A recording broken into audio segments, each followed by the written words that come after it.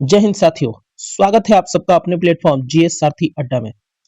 प्यारे साथियों, हर रोज की भांति आज हम फिर से लुसेंट के इस सीरीज में आपके साथ जुड़ रहे हैं, जहां 1 से 6 तक से 120 तक के प्रश्नों को हम कवर करेंगे और साथ ही साथ लुसेंट के थ्योरेटिकल बुक और एनसीईआरटी को बेस मानते हुए इसका एक्सप्लेनेशन दिया गया है, जो डायरेक्ट जहां से एग्जाम में प्रश्न बना करके पूछ दिए जाते हैं। यदि आप एक बार हमारे साथ इस सीरीज को पूरा कर लेते हैं तो आपका एक भी प्रश्न किसी भी एग्जाम में आप बैठेंगे तो मॉडर्न हिस्ट्री के इस सीरीज से नहीं छूटेगा। प्रश्न है हमारे सामने कि 1946 में बनी अंतरिम सरकार में राजेंद्र प्रसाद के पास कौन सा विभाग था। देखिए, 1946 में एक अंतरिम सरकार का गठन हुआ था, जिसमें खाद्य मंत्री हुआ करते थे, श्रम मंत्री हुआ करते थे, उसमें भी प्रधानमंत्री बनाया गया था, राजस्व मंत्री बनाया गया था, रेल मंत्री बनाया गया था। सबका अपना अलग अलग काम था। जैसे जगजीवन राम जी को श्रम मंत्री बनाया गया था, वैसे ही अरुणा आसफ अली जी को, तो जितने नेता थे सबका अलग अलग काम बांटा गया था। तो आपको यहाँ पूछ रहा है कि आपको सबसे पहले ये बताना है कि राजेंद्र प्रसाद के पास कौन सा विभाग था। क्या वह रक्षा था, विदेशी मामले व राष्ट्रमंडल संबंध था, खाद्य व कृषि था, या कोई नहीं था। तो प्यारे बच्चों, इसका आंसर हो जाएगा ऑप्शन नंबर सी, खाद्य व कृषि था। खाद्य व कृषि था।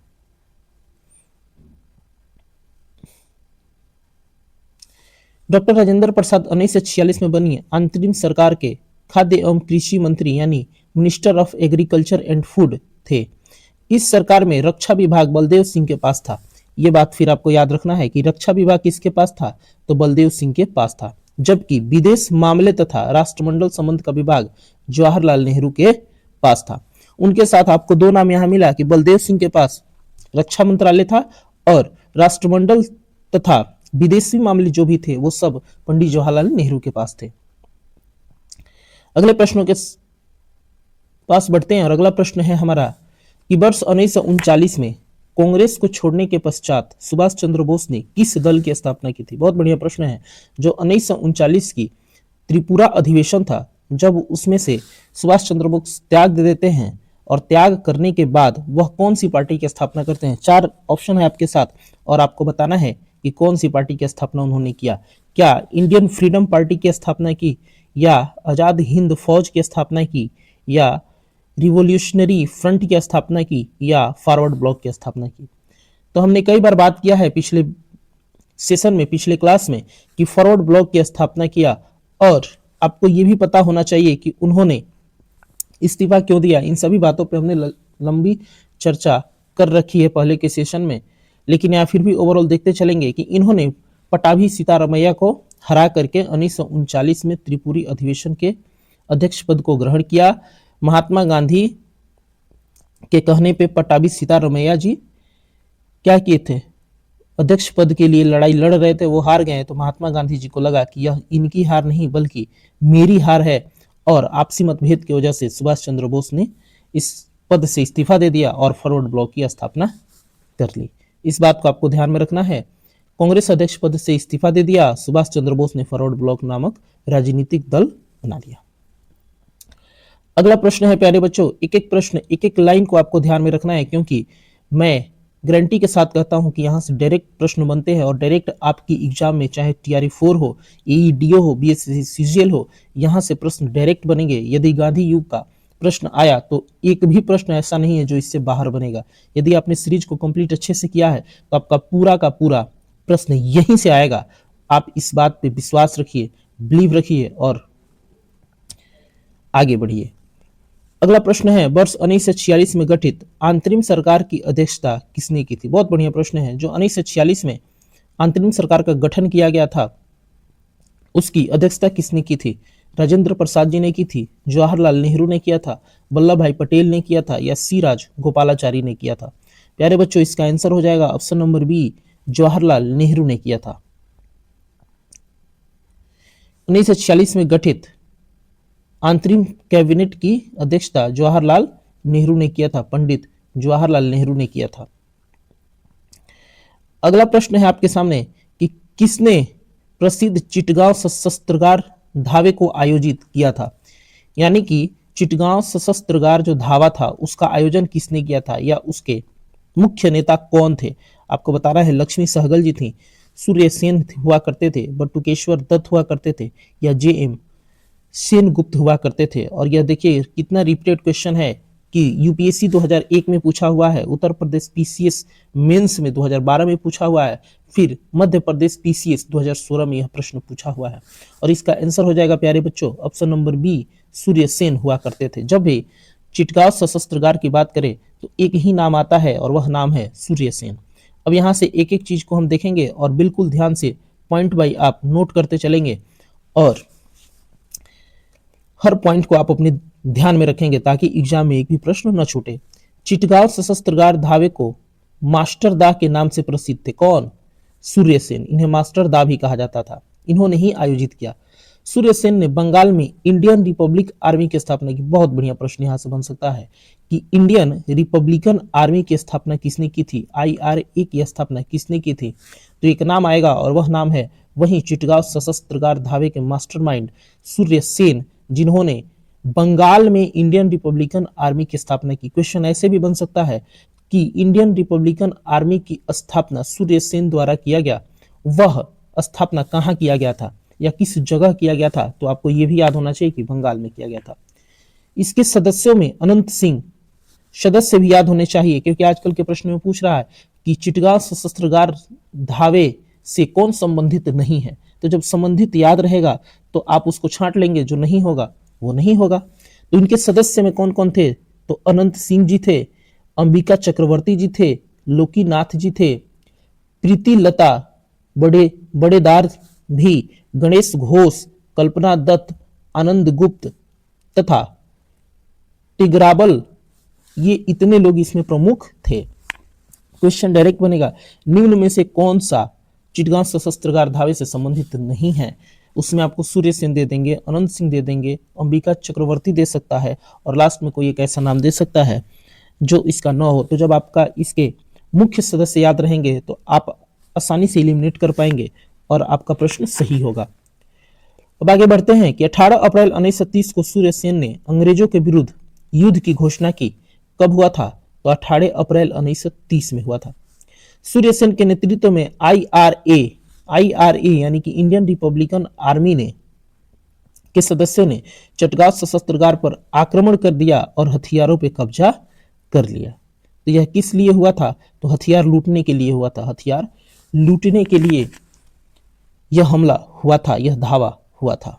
बहुत बढ़िया प्रश्न था और बहुत बढ़िया एक्सप्लेनेशन भी आपके सामने रखा गया है। यदि आप इस एक्सप्लेनेशन को बिल्कुल अपने पास रखते हैं तो आपका इस प्रश्न के साथ साथ इस टॉपिक का भी कंसेप्ट मिल गया होगा और एक्सप्लेनेशन मिल गया होगा। इससे ज्यादा एक्सप्लेनेशन की आपको जरूरत ही नहीं है कि इससे बाहर एग्जाम में एक भी प्रश्न पूछेगा।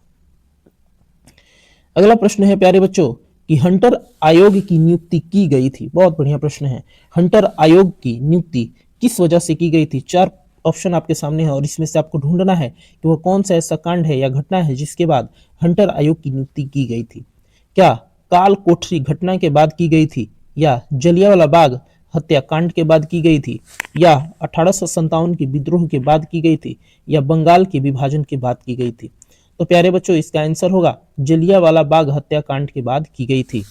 ऑप्शन नंबर बी हो जाएगा। जलियांवाला बाग हत्याकांड जो 13 अप्रैल 1919 की घटना है और इस पे हम लोगों ने लंबी बात कर रखी है पिछले क्लास में। जब जलियांवाला बाग हत्याकांड पढ़ रहे थे तो हमने बात किया कि रॉलेट एक्ट के विरुद्ध में था, कैसे गिरफ्तारी हुई, क्या हुई, इन सभी बातों पे हमने बात कर लिया है। यदि आप नए हैं तो जा करके पुराने वाले सेशन को बिल्कुल देखें, आपका एक भी प्रश्न नहीं छूटेगा। और आप यदि सेशन कर लेते हैं तो आपको कहीं दूसरे जगह जाने की जरूरत नहीं है, कहीं आपको बरगलाने की जरूरत नहीं है।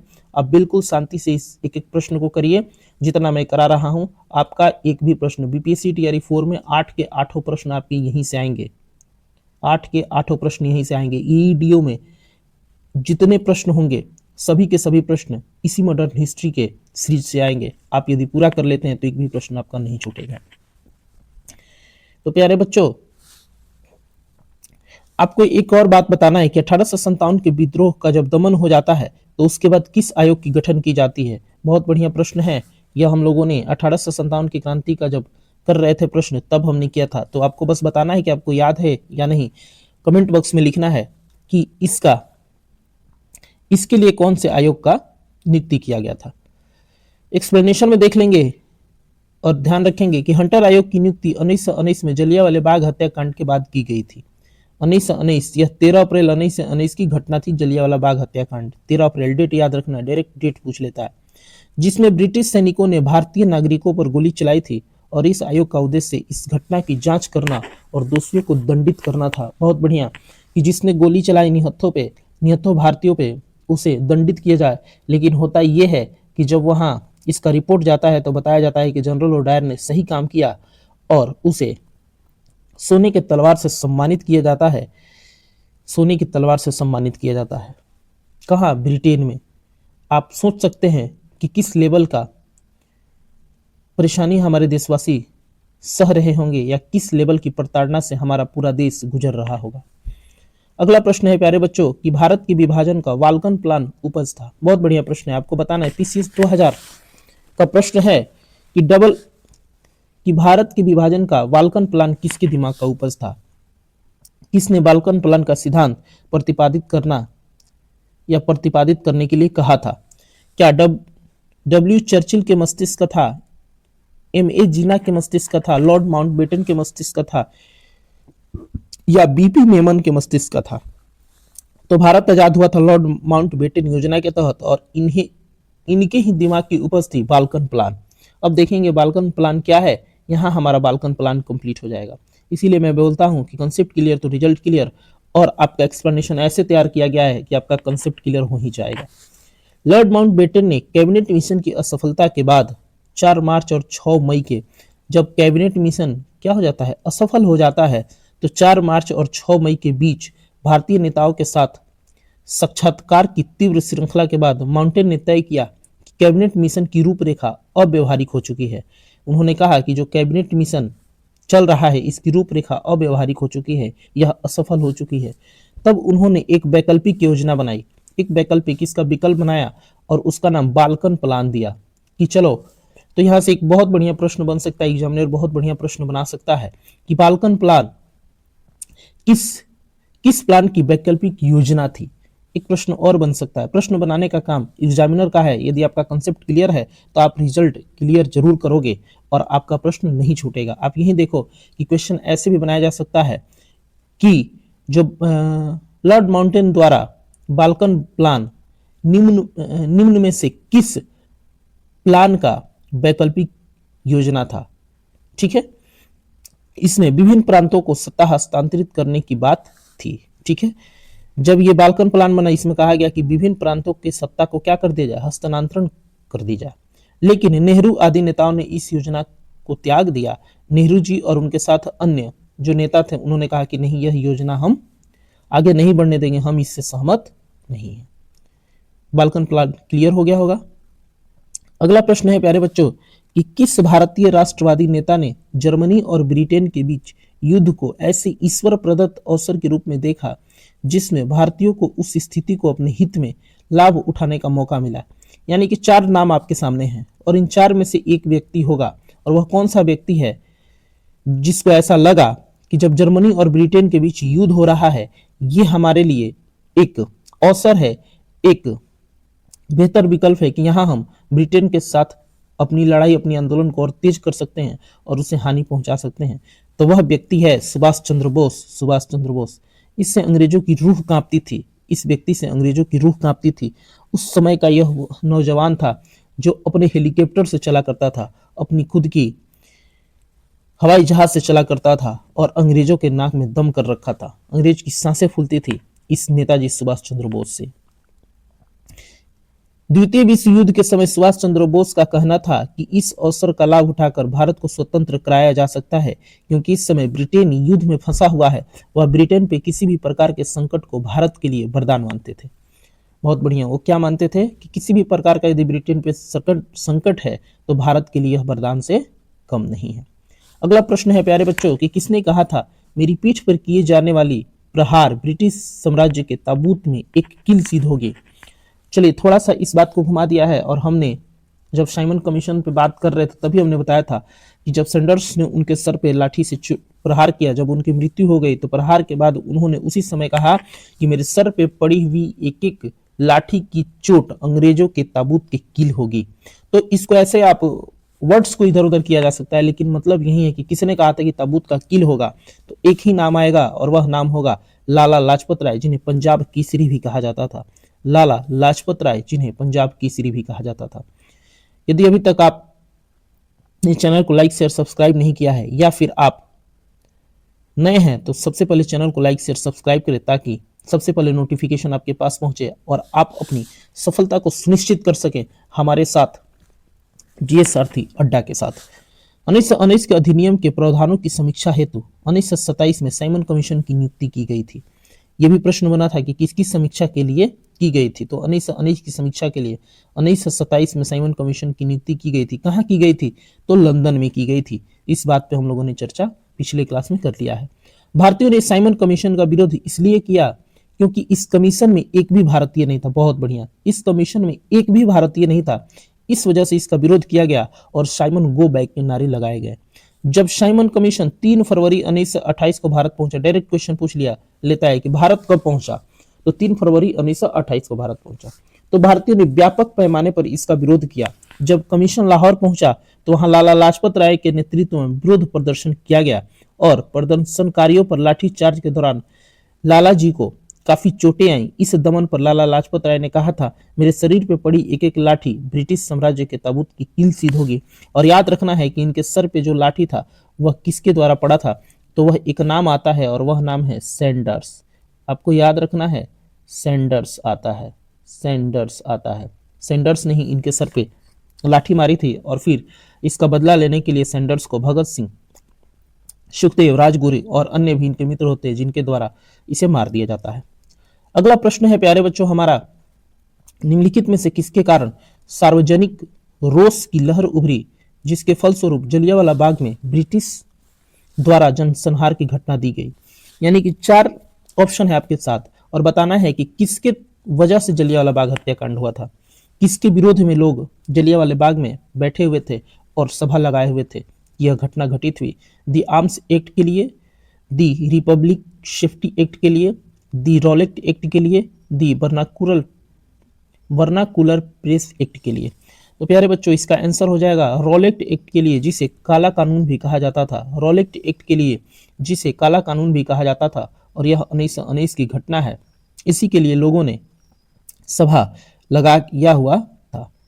अब यहाँ हम कवर करेंगे एक्सप्लेनेशन में कि 13 अप्रैल 1919 को अमृतसर के जलियांवाला बाग में रॉलेट एक्ट की दमनकारी नीतियों व दोनों नेताओं सत्यपाल और सैफुद्दीन किचलू की गिरफ्तारी के विरोध में, डायरेक्ट पूछता है कि वह सभा किसके गिरफ्तारी के विरोध में लगी थी, तो डॉक्टर सत्यपाल मलिक और सैफुद्दीन किचलू की गिरफ्तारी के विरोध में लगी हुई थी, जिसमें कुछ नेता भाषण देने वाले थे। शहर में कर्फ्यू लगा हुआ था, फिर भी इसमें सैकड़ों लोग ऐसे भी थे जो बैसाखी के मौके पर परिवार के साथ मेला देखने और शहर घूमने आए हुए थे, और सभा की खबर सुनकर जहां वह पहुंचे थे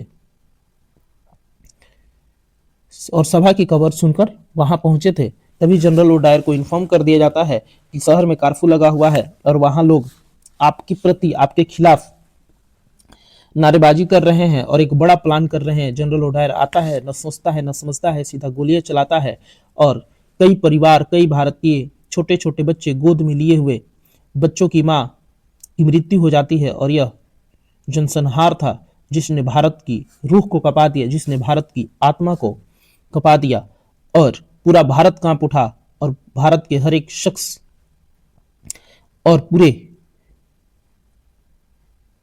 जिस जिस परिवार के लोग मरे थे सबके अंदर डर का माहौल हो गया और इंसाफ का कोई डगर भी साफ नहीं था।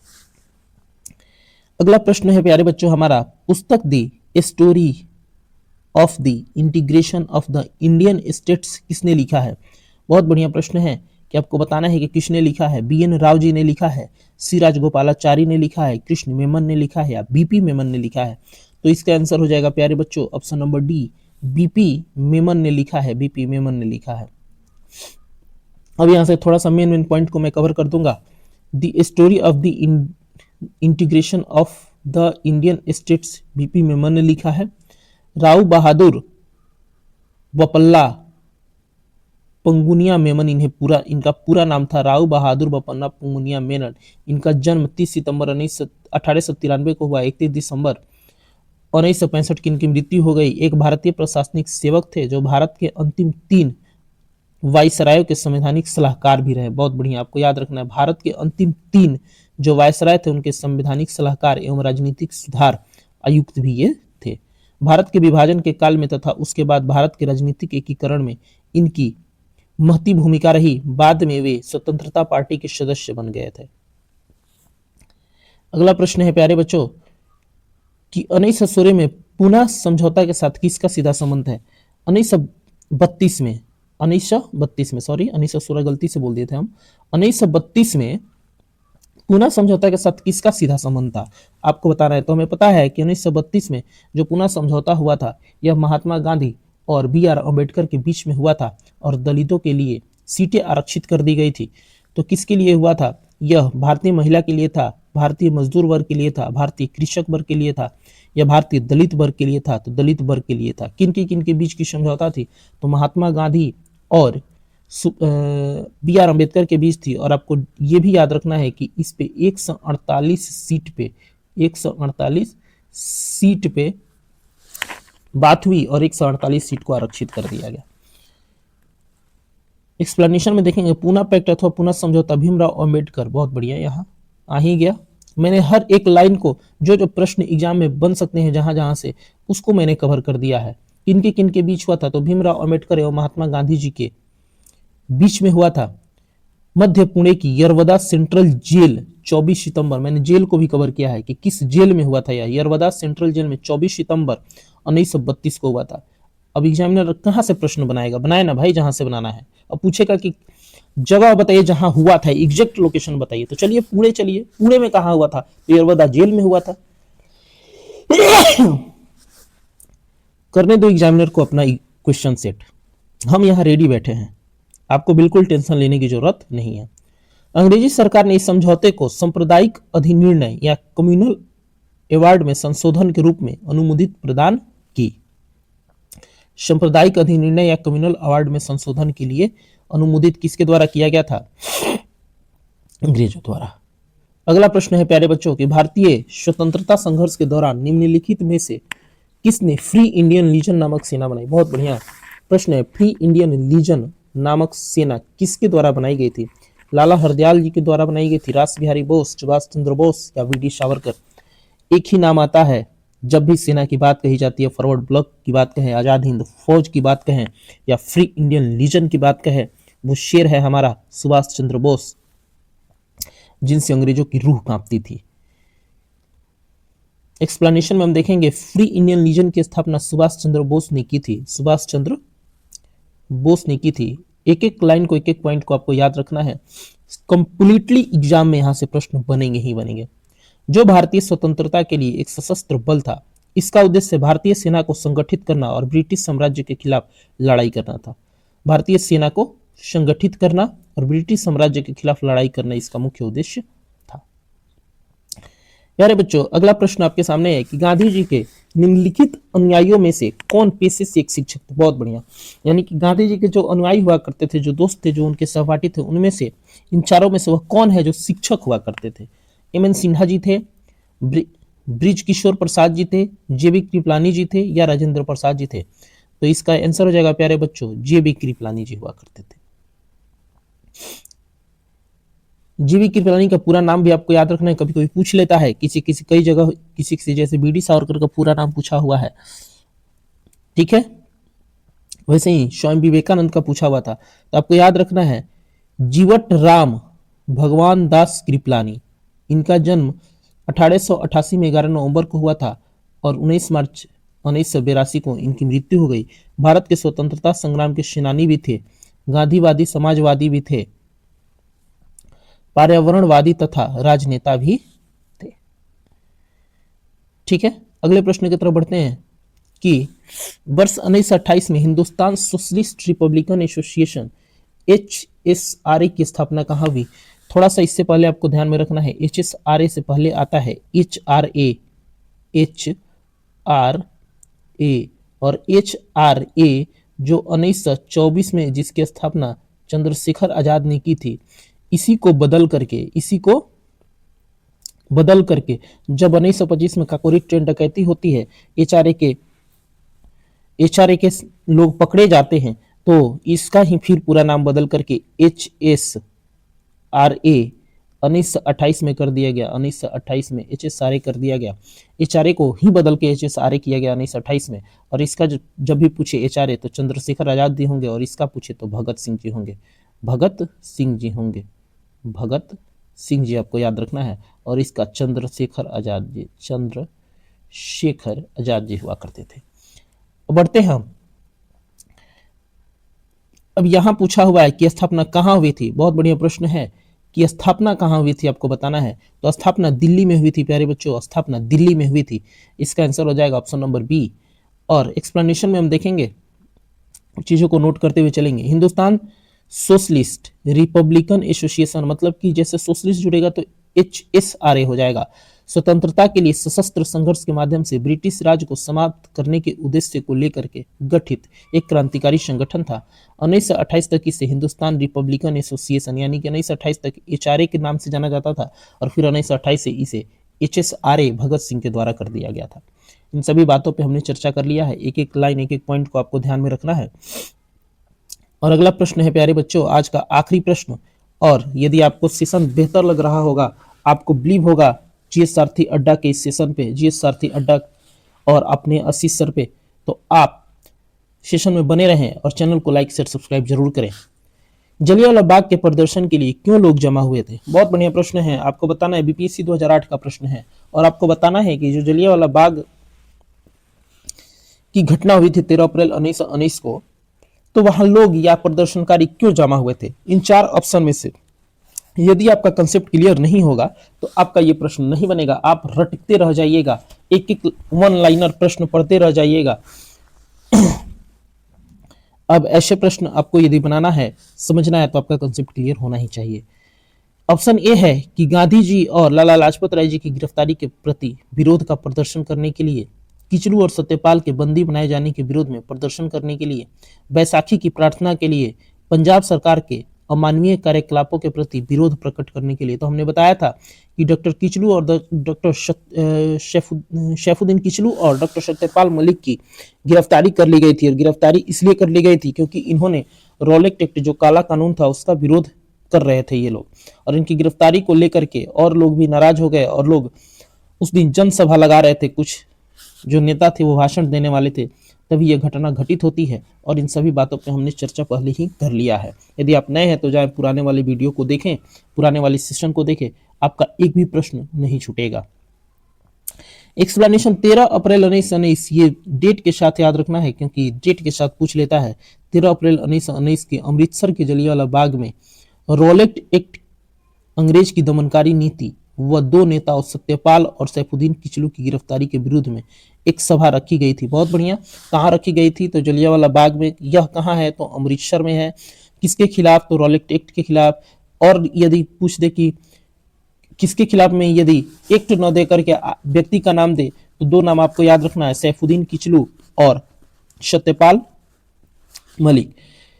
ठीक है। शहर में कर्फ्यू लगा हुआ था, फिर भी इसमें सैकड़ों लोग ऐसे भी थे जो बैसाखी के मौके पर परिवार के साथ मेला देखने और शहर घूमने आए थे और सभा की खबर सुनकर वहां जा पहुंचे थे।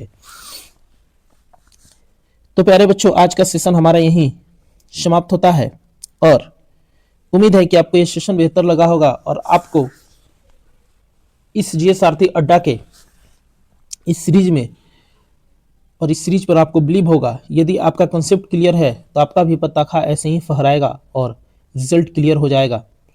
और यदि अभी तक आपने चैनल को लाइक शेयर सब्सक्राइब नहीं किया तो लाइक शेयर सब्सक्राइब जरूर करें, ताकि सबसे पहले नोटिफिकेशन आपके पास पहुंचे और आपका जो सफलता है वह सुनिश्चित हो, और आपकी सफलता का जो झंडा है, तिरंगा है, वह जाकर के आपकी सफलता के शिखर पे फहराए, ताकि आप रिजल्ट में बने रहें। इसी के साथ हम सेशन को समाप्त करते हैं। थैंक यू, धन्यवाद। फिर मिलते हैं अगले सेशन में। तब तक के लिए बाय बाय।